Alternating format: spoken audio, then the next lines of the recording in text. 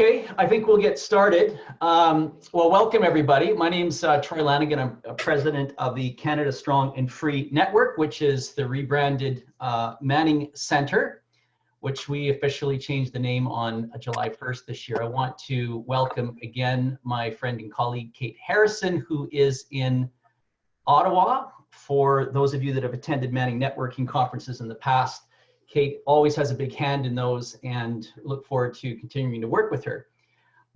Thank you all for sending in questions. We had a lot of questions come in, probably 80 plus. Unfortunately, we have to cut it down to 7, 8 if we're lucky. So we've tried to zero in on a few areas that aren't commonly discussed, but we're also going to ask a couple of the questions like healthcare and economic recovery is going to go forward to each of the candidates. And to answer the question that always comes up, yes, this will be recorded and posted. We've already posted the discussion we had with Aaron O'Toole and Derek Sloan from Tuesday. So that's both available on the website as well as our linked off our Facebook page and on YouTube. With that, welcome, Peter MacKay. Thank you very much, Troy. Good to be with you. Haven't met you before, so nice to virtually meet you anyway, and certainly in a spectacular setting. So we literally just arrived here at Niagara Falls, and it is one of the iconic visions to see the water pouring over. We have, of course, the best view from the Canadian side. Right. Well, with that, we'll let you say a few opening words, and then we'll get into questions, and we'll try to get to 7, hopefully 8, if we have time. So again, thank you for participating. Sure, it's my pleasure. And look, I want to express my appreciation for the opportunity to spend some time with you today and talk a little bit about the issues that I've been hearing about, and certainly we've been putting forward through a comprehensive policy platform that's available on our web at petermackay.ca. And it comes down to the reality that even prior to COVID-19 washing across our country, we were headed in the wrong direction. We were seeing the Liberal government accumulate massive deficits approaching $100 billion. We were seeing divisions and fracturing in our country that we haven't seen in decades. And we are headed very much in the wrong direction, whether it be on defense and security policy, justice matters, issues that relate to foreign relations and our important relationships with the United States and other countries. And Canada is weaker, more indebted, and less prosperous than it was previously under a conservative government. And so what do we do about it? I made the decision after having left politics some 5 years ago and having spent 18 years of my life in elected office and 6 elections and almost 10 years in government alongside Prime Minister Stephen Harper to enter the fray again and to lead the practice of law. I left in large part because of my children and my family obligations, and I believe in my heart of hearts that for some of the same reasons I've decided to re-engage. I fear for the direction that we're headed. I'm concerned about my children's future and other Canadian children. This country is at a crossroads. And so I feel it's incumbent upon all of us to do our part. I know that politics can be an important vehicle for change. And for that reason, I believe that I have something to offer. And through politics, we can turn it around. We can bring the country back to a direction that I believe will make the 21st century a century for Canada. I'm optimistic, even in the face of these enormous challenges, the enormous debt and deficit that we now have before us. But it is conservative governments, it is conservative leadership that in these trying times, I believe, will put Canada in a better place. I know that we can unite this party as we have in the past, which is something I was intimately involved with. I know that when we are united, when we are able to govern, we are able to unify the country. The Bloc support was at historic lows when we left. Western separatism was not on anybody's lips. And now we face those challenges along with the economic challenges and hurricane that's coming. And so I will unite, build, lead. That has been the theme of our campaign. And I look forward, Troy, to taking questions from you and Kate and hearing what's on your mind. Because I know that you play a very important role in shaping the conservative movement, and the forums that previously the Manning Centre provided were a gathering point and a place where these important discussions could take place in an independent, impartial, and important way. Thanks very much for that, Peter. And you touched on your time in elected office and your history in the Conservative Party in your remarks, and that actually dovetails very nicely into our first question, which is on the nature of conservatism today.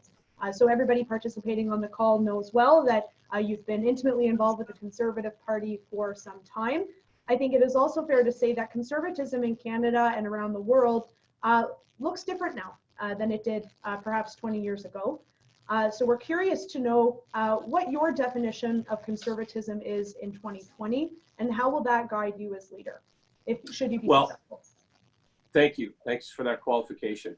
I do believe that my view is in part the traditional view, which is fiscal responsibility, social liberty, and ensuring that we respect the rule of law, that we support our institutions. I have always been, of course, as a former Crown attorney, interested in those justice issues, but also having spent time at the Department of National Defense, recognize that we have an obligation at home and away to play a role, to contribute to global security in addition to securing our borders, our air and water approaches. And so I believe in the dignity of work, which is something I remember Jim Flaherty would very often speak of, and the dignity that comes with a job, with an opportunity to do more for yourself and for your family. I don't believe in hyphenated conservatives. I believe very much that we are Canadian conservatives, which is a distinctive brand in the world. And I find that these terms can be sometimes used in a derogatory way that divides.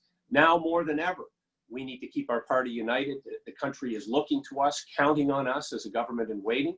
And so I believe that we need to respect not only conservative members and conservative perspectives, but also do our part, and it has become a euphemism for our party, that is this big blue tent.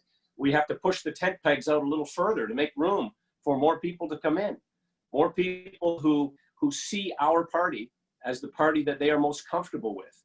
And that includes, of course, new Canadians who very much believe in the strength of the family. They believe very much in liberty and free speech, and wanting their government in some cases to do nothing more than leave them alone and allow them to make decisions for themselves, and allow them to grow their businesses, allow them to express themselves, have freedom of conscience. Those to me are the important conservative cornerstone beliefs.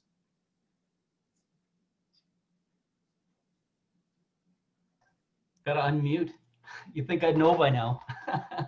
Not surprisingly, economic fiscal recovery stemming from COVID is the #1 question that's come in.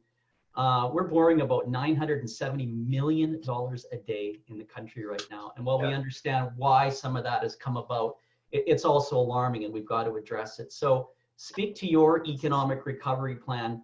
And in particular, it's easy to talk about growing the economy, but we've also got to cut spending, and I think be honest about cutting spending. So what are some of your plans along that way? And finally, the big question on taxes: are you committed to not raising taxes as part of any economic recovery plan should you become Prime Minister? Let me take that one first, Troy. Yes, I am not committed to raising taxes. And I am also committed to getting rid of the carbon tax, unequivocally, without renaming it, without getting into any other discussion. Provinces are going to be free, of course, through their jurisdiction to make decisions in that regard, but I will kill the federal carbon tax. But we have an 8-point jobs plan for Canada that speaks directly to our plan, we believe, that will help in the recovery. Starting with capitalizing and using our natural resources to maximum advantage. That, of course, includes energy, our ag sector, all of our traditional natural resources, mining, forestry, our fisheries. But the big piece is that what I would describe as more visionary, and it's not new. This goes back to the era of John Diefenbaker, and it's predicated a bit on the principle of uniting our country through national projects. That includes the export of natural gas. It includes building pipelines and allowing for the export of hydroelectricity as well. We have some of the biggest, most important green energy projects on the planet when we consider Newfoundland and Labrador and Quebec. And so an energy economic prosperity corridor allows us to move goods, important goods, to our markets, but of course, globally. And it allows us, just on the energy piece, to refine and export liquefied natural gas. which we know burns at 50% the emission rate of coal, if we're able to push that into global markets, places like India, Pakistan, parts of the Asia Pacific, replace gas that's currently, or replace carbon that is being released from those coal-fired generated plants, now we're doing something. Now we are actually global players in the fight against climate change, but we're also pushing back on Russia, Iran, Saudi Arabia, countries who we don't align with. We should make Canada completely energy independent. That has to be part of the plan. And we need to reinvest in some of those new green technologies that we know are flourishing in Canada and use some of the other traditional greener technologies that are available.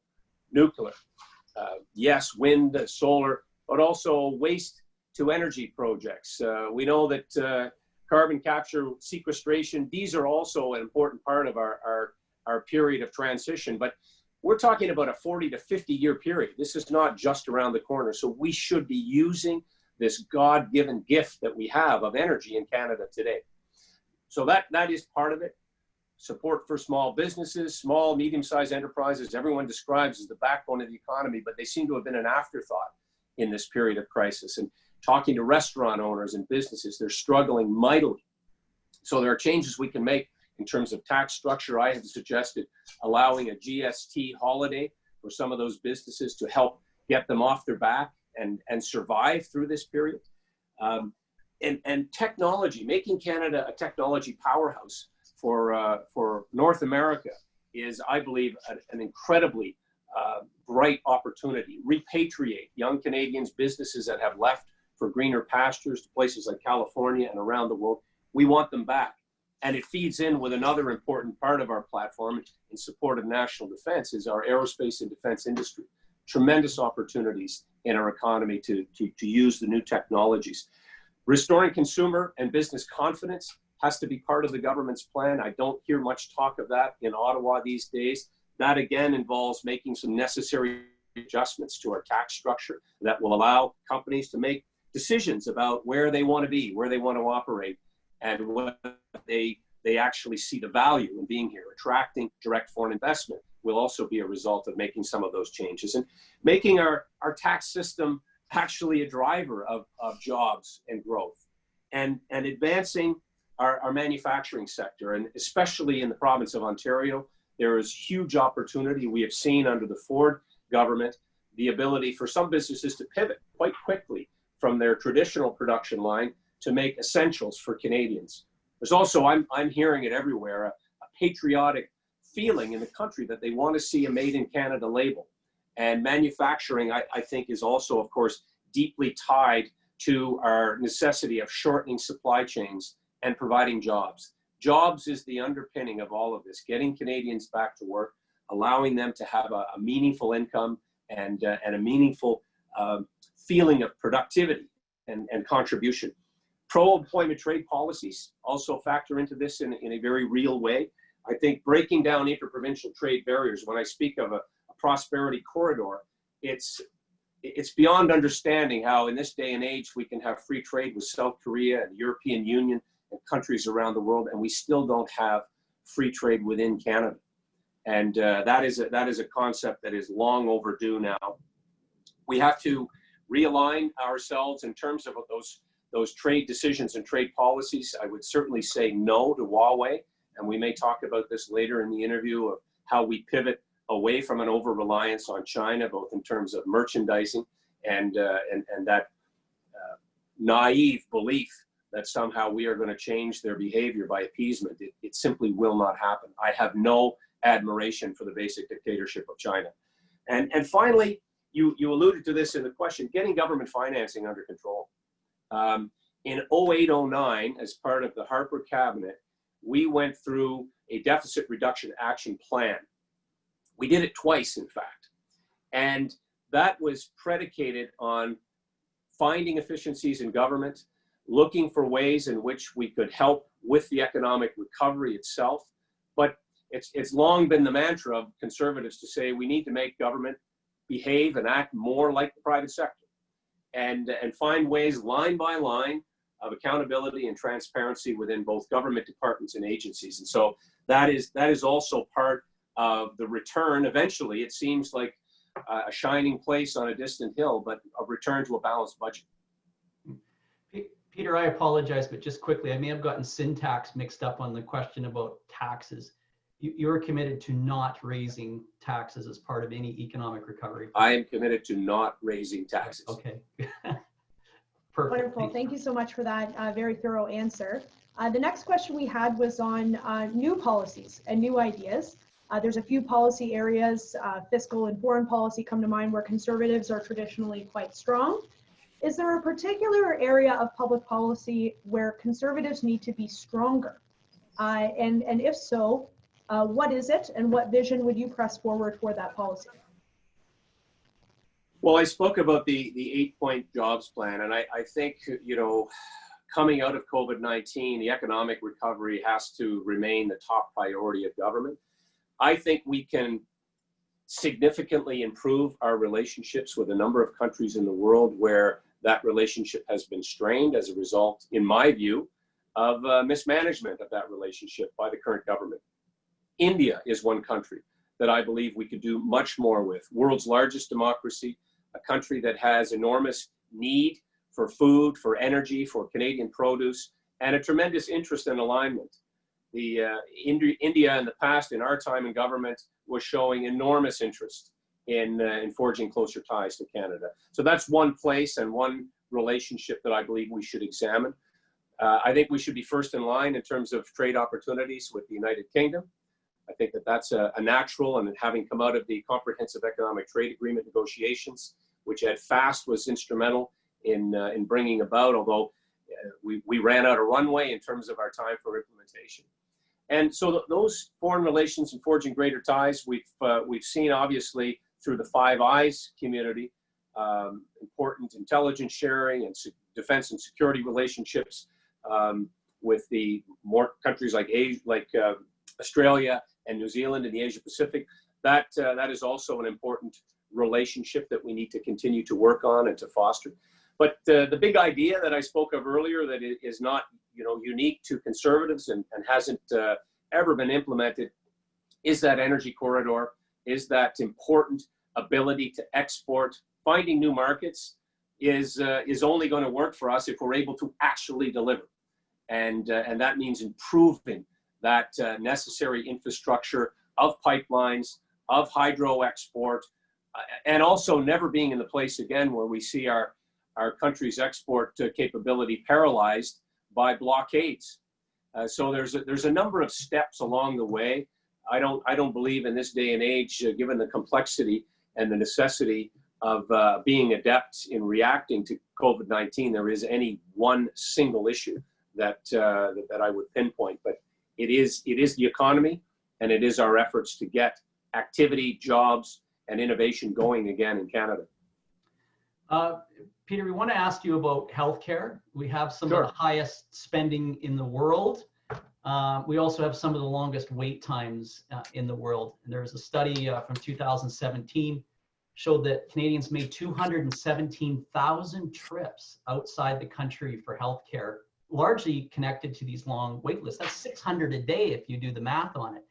So most countries, even communist China, doesn't prohibit citizens an option in terms of their health care for themselves, for their loved ones. So the question is, would you as Prime Minister be prepared to allow the provinces to experiment with healthcare reform, real healthcare reform, allowing for-profit and non-profit ventures to compete alongside inside of a universal system?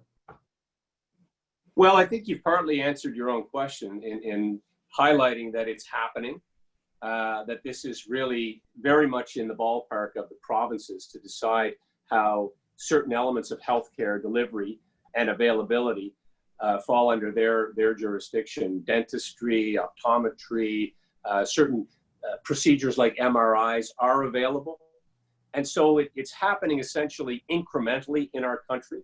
I don't think that a federal government, certainly a federal government that I would hope to lead, is going to try to slow that down or try to intervene and accelerate or slow. I think this is going to happen depending on the needs, depending on the population, depending on the state of health in any one particular community.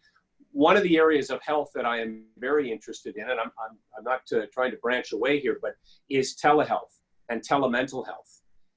That aspect of our healthcare service delivery, I think, is still very much underutilized. As a result of COVID-19, we have seen how effective our communications can be via Zoom calls, via Facebook Live, what we're doing here. And for certain types of consultation, this could cut down enormously on the wait times and the backlog to have some minor consultations done online.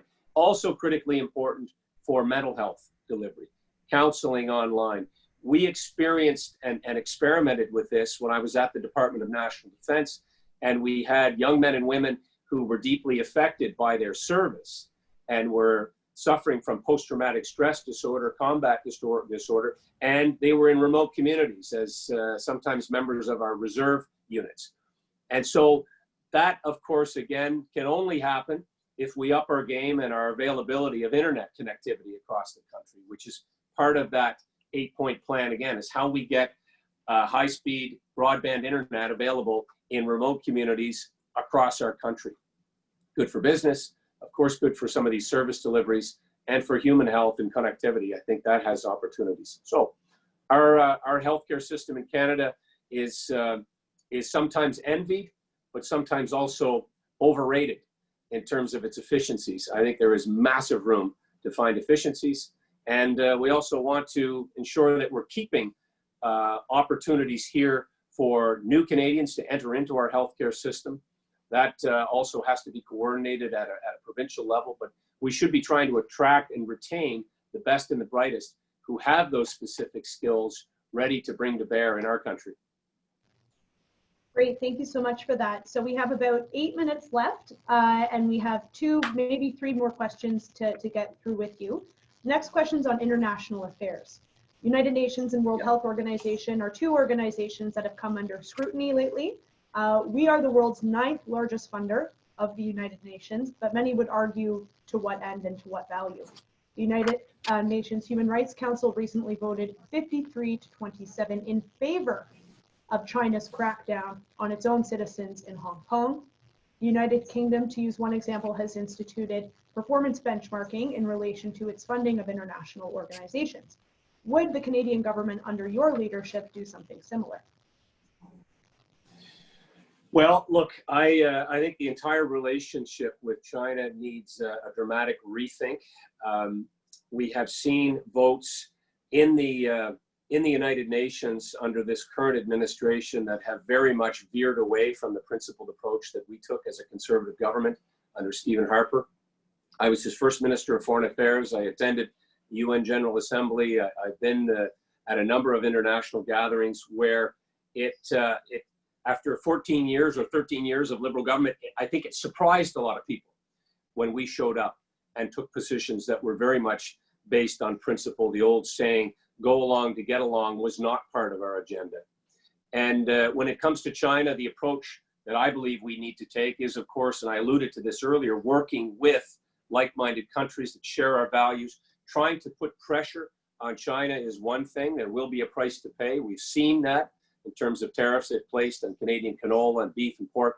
But it is the right thing to do, given the human rights violations happening inside their borders, the menacing that they are doing within the Asia Pacific, building islands in the South China Sea, arming up at the border with India, and buying up property and using economic might to create intimidation.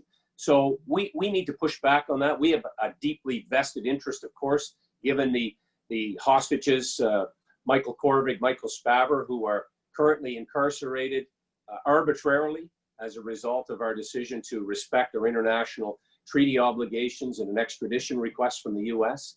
So in short, we absolutely have to pursue a different approach than what we have seen from the current government, whether it's with respect to China, whether it's standing up on the world stage to support our close international ally in Israel in a principled way. We have seen a number of these votes at the United Nations that really underscore how badly the United Nations has lost its way, how they have undermined their own credibility.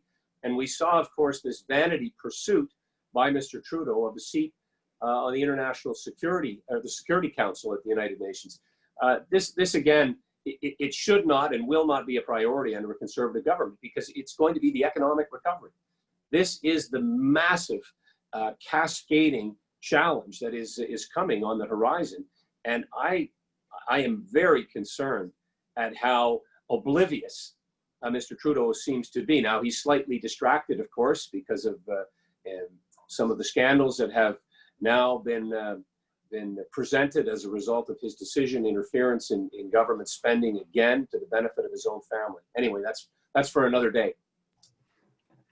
I'm looking at the time, Peter, so I'm gonna jump down to the last couple of things while we have you here.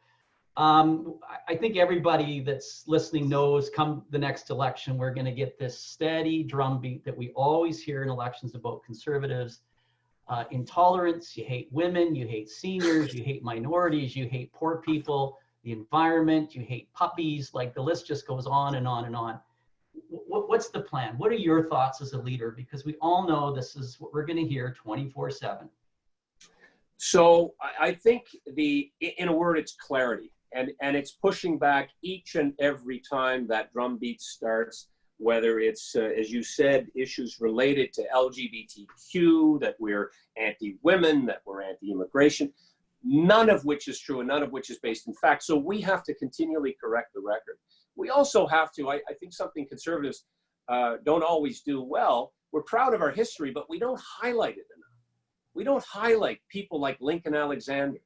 We don't highlight the fact that it was John Diefenbaker that opened the country up to immigration and brought in the first Canadian Bill of Rights. We don't promote our history in a way that I believe highlights the enormous contributions of the Conservative movement in the building of our country, in the bringing forward of enlightened policies that have had such a profound effect on the life of Canada and put us in such an advantageous place. So Canada has a tremendous, and Conservatives in Canada have a tremendous story to tell about our contributions. Yes, diversity and inclusivity, but those are only words unless you action them.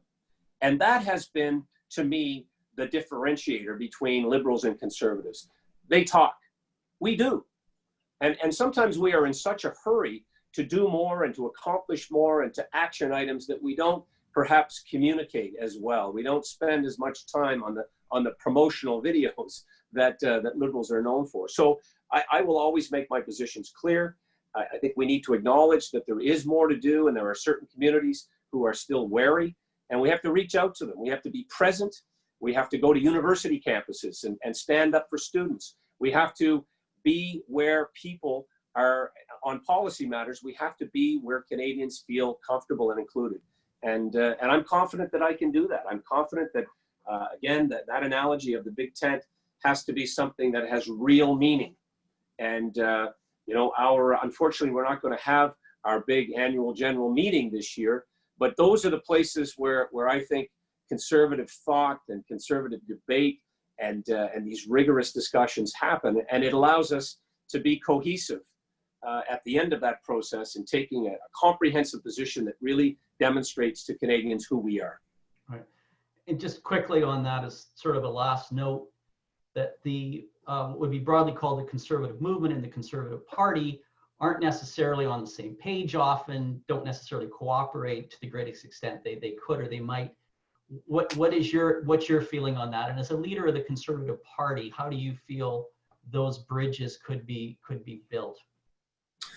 Well, it is sort of a hallmark of conservatism because we are very individual in our views and our thoughts. But look, it's incumbent upon the leader to reach out after these leadership contests, which can be very bruising affairs. We've got to make sure that we coalesce, to use that word again, and rally around whoever that new leader is.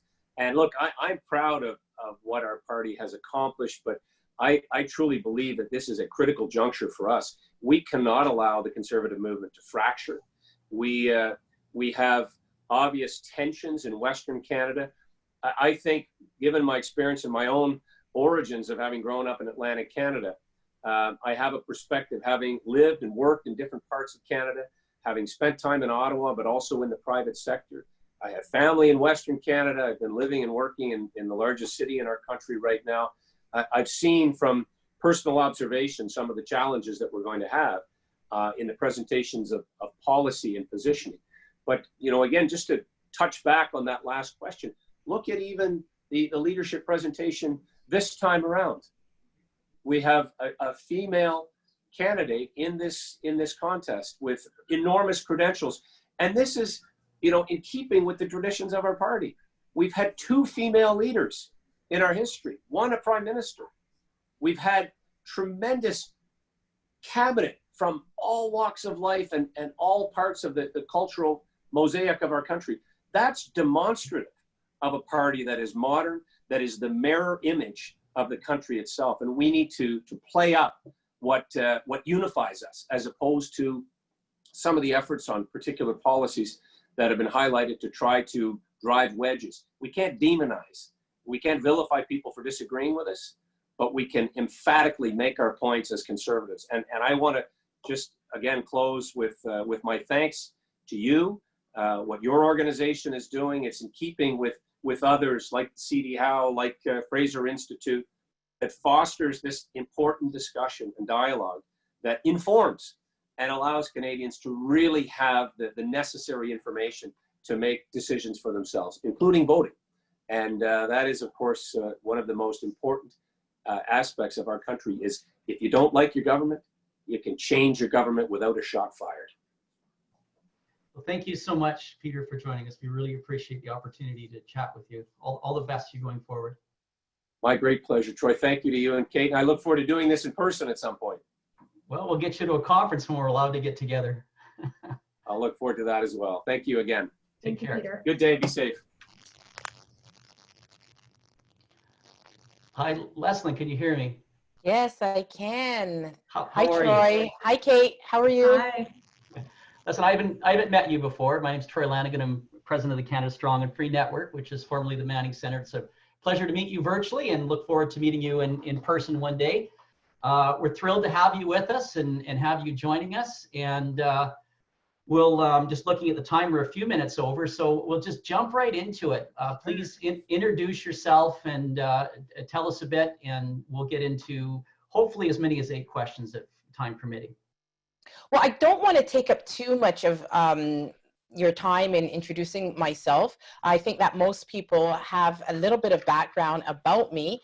And so I would just like to say that one of the reasons why I've entered this race is because I saw that the country was going in a direction that I frankly didn't agree with.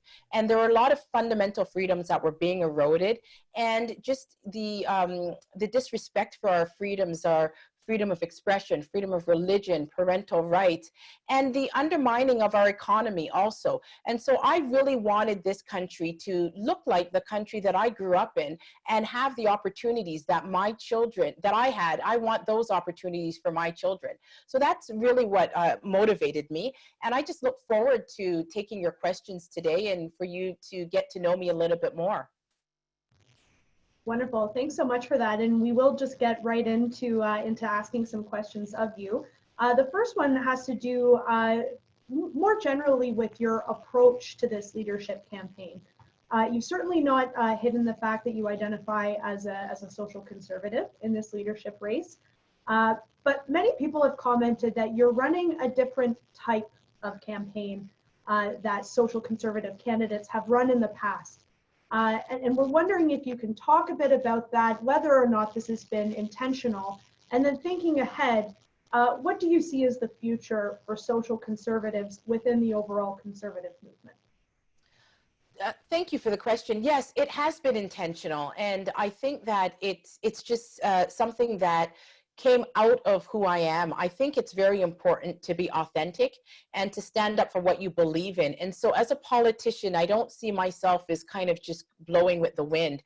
I think it's important that one doesn't just change their beliefs to obtain votes, but that you communicate to the membership that everybody has an opinion and everybody has a belief.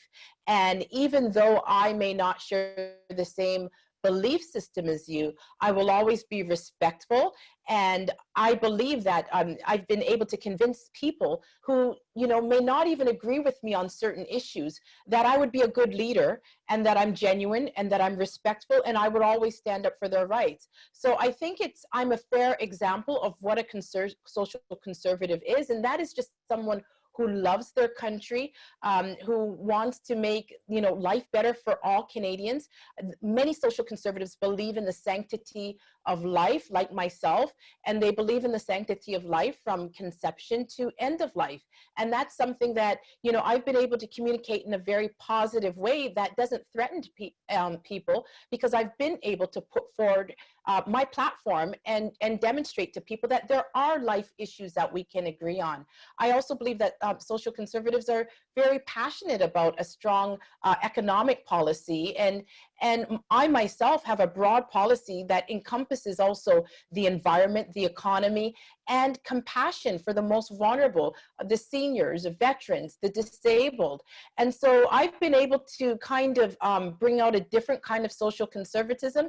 And another thing that I've been able to do too is also convince people that it's okay to have dialogues about things that are very, very difficult, difficult topics, and that Canadians should not be walking around on eggshells in a free and democratic society. So I've put forth the social conservative value of upholding our democratic ideals, believing in our fundamental freedoms, our freedom of speech, freedom of expression, freedom of religion, free nominations, and, you know, just freedom from foreign interference, and respect for other people's rights. Thank you for that. One of two questions we've asked all of the candidates, and certainly the one that came up the most from our viewers, is the whole issue around economic recovery. I mean, obviously, we had to borrow as a result of the crisis of COVID, but we are borrowing roughly $940 million a day right now. So it's alarming.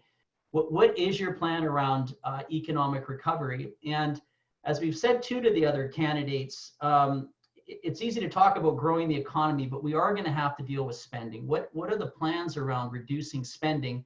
And are you committed to not raising taxes as part of any economic recovery plan should you become Prime Minister? So let me start with your last point. Yes, I am committed to not raising taxes. You know, if I were going into politics to raise taxes, I wouldn't have joined this party. I believe that it's very important for leaders to be accountable for you know, the tax dollars of their members. And so raising taxes is not an option. I think that we also have to look at bringing our spending into control. And the ways to do that, I think, is to first start by looking for efficiencies within government and find ways to do things better, and to find savings. And I believe that once we do that, we'll see that there's a lot of waste in the system. We have policies that, you know, such as March Madness, that contribute to overspending, that reward overspending. And I think that those things, we have to get those under control. But I also think that a part of it too is to realize that we have to get off of this notion of running a deficit in good times. Deficits are for times of crisis, they're for times of war.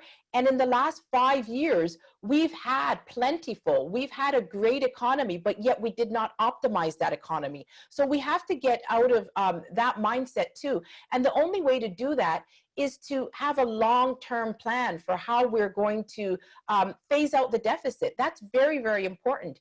And in a current COVID situation, we know that that's not going to be done, you know, on a short-term basis. It's going to have to take long-term planning, and that means that we're going to have to change the way that we structure our society. We're largely based on a consumer society, and so we're going to have to start producing more, and that means that we're going to have to invest in certain sectors, such as our natural resource sector, and create more jobs. I also believe that we also have to incentivize businesses to get back to get Canadians back to work.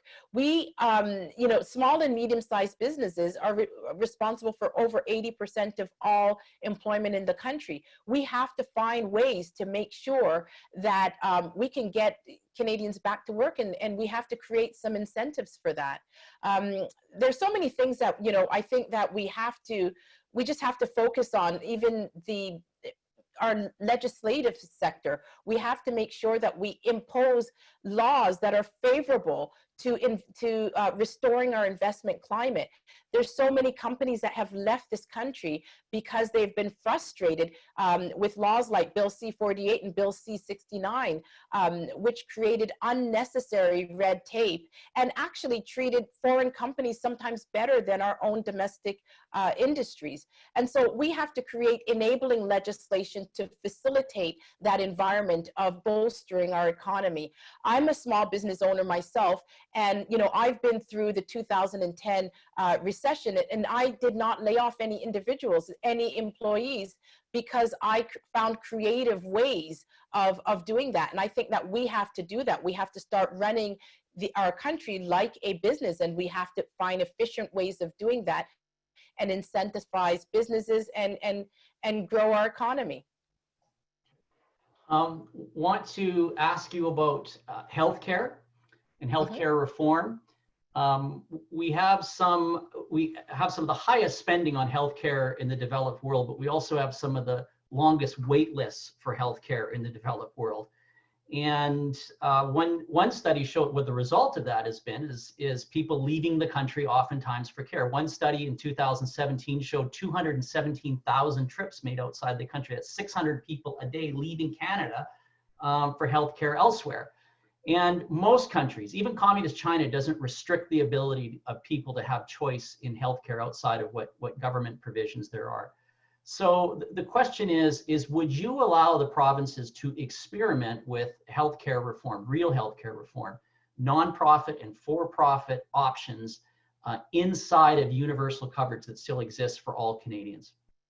Well, healthcare traditionally is always viewed as, you know, something that's within provincial jurisdiction, and people often feel that, you know, the federal government does not have a large role to play beyond transfer payments. But I actually believe that we do have a role in affecting the economies of scale, such as bulk pricing and you know, access to certain services. And I believe that we have been overly obstreperous in how we are dealing with the provinces, and I think that has compounded now that we're seeing that we are in a crisis situation with COVID and the vulnerabilities in the system. And so I think that what we need to do is, rather than seeing us stretched even beyond our further capacity, I think we need to redefine healthcare in this country to make sure that it meets the needs of patients. And I think that what we have to do is have to have realistic conversations about whether or not we are protecting a flawed and outdated system. And so I think we do need a new approach that encompasses private services to complement public health care systems. And in one area that I could think about is just for technology that's very, very expensive, like MRIs and different machines, where there's a waiting list just to get a test done to see if you have a terminal illness. Those things, you know, private companies could foot the cost of those expensive machines and could do some of that testing, which would reduce the bottleneck within the system. And so I think that these public-private partnerships are essential to making sure that we still have a first world, first-class healthcare system, which many people are complaining that we're losing the edge on. So I think that there's a lot of collaboration that can be done between the provinces and the federal government to making sure that we have more, you know, real honest conversations, and that we're serving we're serving patients better. Great, thank you so much for that. So we're about halfway through our time, and we're halfway through our questions. So we'll keep chugging along. The next question has to do with fake news and misinformation. Misinformation online and fake news are obviously hot button issues. These often butt against the principles of free speech and individual decision making. But conservatives sometimes are not always aligned on what the role is for government or social media platforms or citizens in the debate around misinformation and fake news. So we're curious to know where you stand on the role of those three entities, so government, companies, social media platforms, and citizens in how information online is governed. So I don't believe that government should be in the business of deciding who gets to speak, what news is real, what news is fake, and who is going to be censored. I think that we should have confidence in news organizations and hope that they will be responsible and truthful. And I also believe that we have a responsibility to do research as citizens, and we have a responsibility to be well informed. And I think it's very important that independent media is upheld. I think it's a cornerstone of a free and democratic society to be able to have a free press. And, you know, I gave one of my first interviews with the Rebel Media for that reason, that I wanted to just send that message that, you know, I believe in the free press, and, you know, I wanted to just send that message that we need diverse press in this country in order to be functioning. And so I believe that, you know, the media also has a responsibility in making sure that divergent views are also communicated. And I had very serious concerns when I watched the last leadership race, and I saw the coverage, and I saw that in the middle of the race, the CBC actually launched a lawsuit against the Conservative Party, which I felt sent a very, very bad message. And it sent a message almost as if the CBC was the, you know, a wing of the Liberal Party. And it didn't leave a good taste in my mouth. And I know that many people were also very, very concerned. And so I believe that publicly funded media should be unbiased. And I'm prepared to withhold funding in order to make sure that organizations like the CBC are reformed, and that they reflect a broader political spectrum and have opinions that reflect across, you know, a diverse sector of the nation. And I think that, you know, I also respect, you know, the CBC, in that they do produce a certain level of Canadian content, and they do reach out to rural areas that other, you know, that would not otherwise have this content. And so I see a role for them, but I think that we have a real problem when we have, you know, a government subsidized entity that seems to be politically biased. Great, thank you very much for that. The next question that we have is on new ideas in the leadership race. So in your view, what is one new bold conservative idea that you put on the table during the race that your opponents have not? I think that the parental rights bill that I've put forward is very new, and you know, a lot of parental rights issues relating with school and medical treatment are usually provincially regulated. But I put forth, I am proposing a federal parental rights bill, because I've heard from so many parents that the federal government, approaching on their rights, and parents are finding it difficult to have conversations with their children, because even in some cases they could fear, you know, being incarcerated. You know, with the Bill C-8 and Bill C-16, there's real fear that parents having difficult conversations around sexuality with their children could be criminalized. And I myself recognize, you know, the issue of conversion therapy is, you know, conversion therapy is a despicable act when you think that somebody would be forced into, by using devices and force means to change your sexuality. I don't agree with that. But we've also now criminalized free will discussions. And these free will discussions are putting parents and pastors in living fear that they cannot have normal conversations with their children about normal issues. And so I think that a parental rights bill is very, very important to make sure that governments cannot interfere and alienate parents from children. Leslyn, you may have answered the next question actually, because the question was if you're not successful in this leadership bid, and we understand that you are committed to running in the next election regardless, maybe you can clarify that point as well. If there is one issue, if you had to choose just one that you wanted to carry forward to champion as a member of parliament and a member of the Conservative Party, what would that be? One issue, just upholding our democracy. I think it's so important for us to keep reminding people that we are a beacon of hope around the entire world for our democratic system. People come here because of our democracy. And so we need a functioning democracy. We need to trust our democracy. We need to, and in order to do that, we need to be free to speak our minds. We should not be afraid to debate any issue. I was the first person that came out and criticized Trudeau for taking the knee. And thereafter, Mr. MacKay ended up, redistributing my email and stating that he supported what I said. And because I said it in the way I did, that he just, he just supported it and said, I am going to just adopt this statement. And that's what we as Conservatives need to do. We need to work together on making sure that we're fighting for democracy. I believe in equality, and I believe in the right to protest for that. But I also spoke out against why I did not support things that Black Lives Matter was doing. And then Pierre Poilievre came out and he said, this statement of the truth about what you believe so resonates with me that may I use this at a press conference. And he brought that forward and he relied on those statements at the press conference. I was also one of the first to come out and talk about the fact that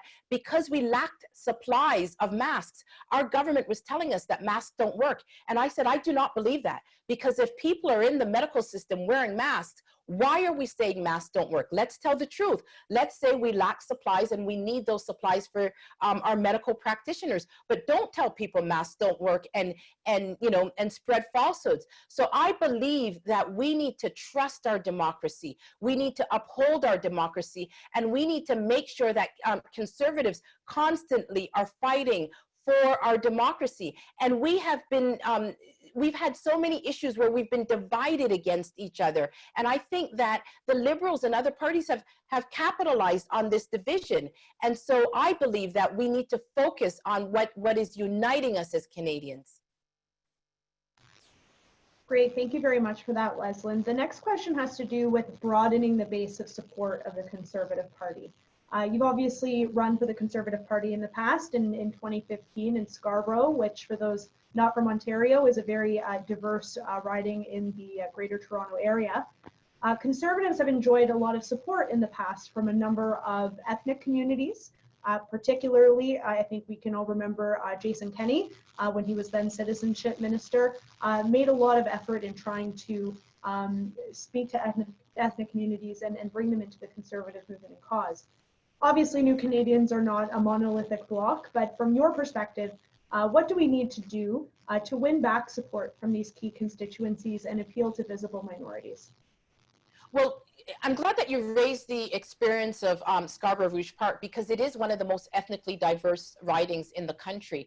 And in 2015, there was a mishap in that riding, and after the writ had dropped and early voting had passed, we had to replace the candidate. And so the Honorable Stephen Harper requested that I assist the party in doing that. And there was a lot of media attention on that riding. And so I believe I was chosen because I was a more of a safer candidate. And despite not having any early vote counts, and only having about 5 weeks to run an election and to get qualified as a candidate, we were able to get one of the highest vote counts in the riding's history. and also in the GTA in 2015.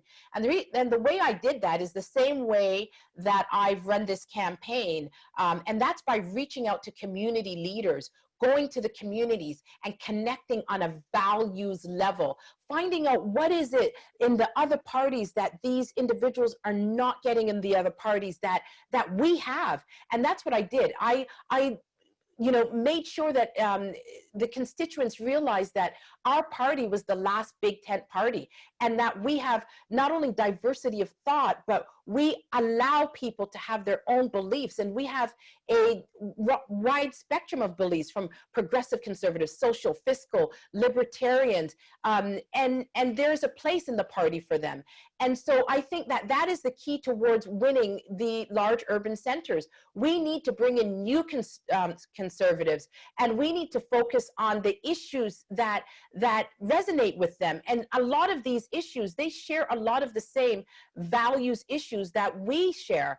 And so in reaching out to those groups, I adopted the same strategy in this race. I knew that Mr. MacKay and Mr. O'Toole had more of a relationship with the existing base. And so I decided that strategically, I was going to go and sign up these new Canadians. And I signed up a lot of them. And now our party has the biggest membership base that it's had in a long time.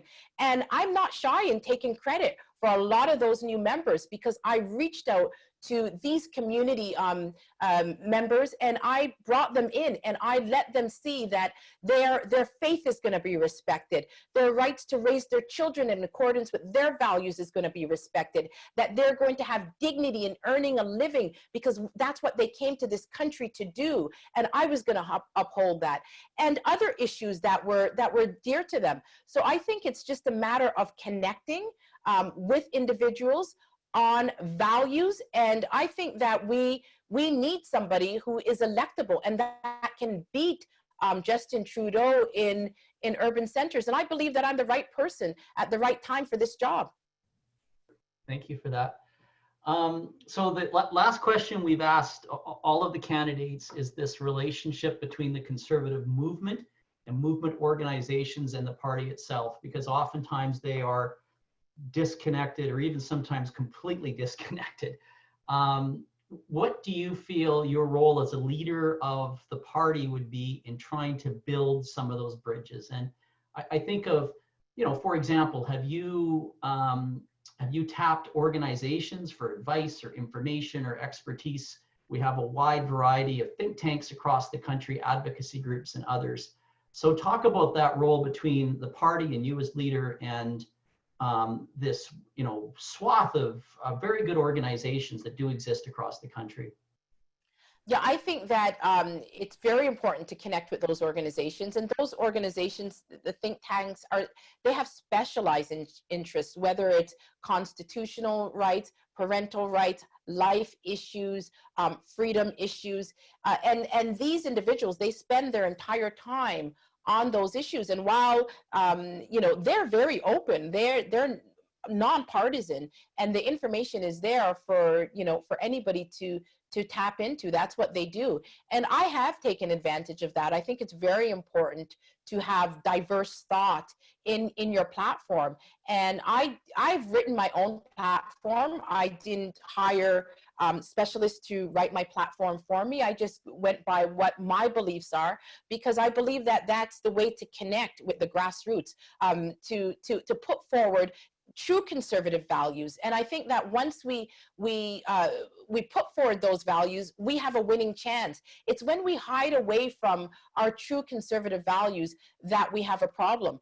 And I also want to highlight the issues about, the local EDAs. They often feel disconnected from the party base, from the Ottawa party establishment.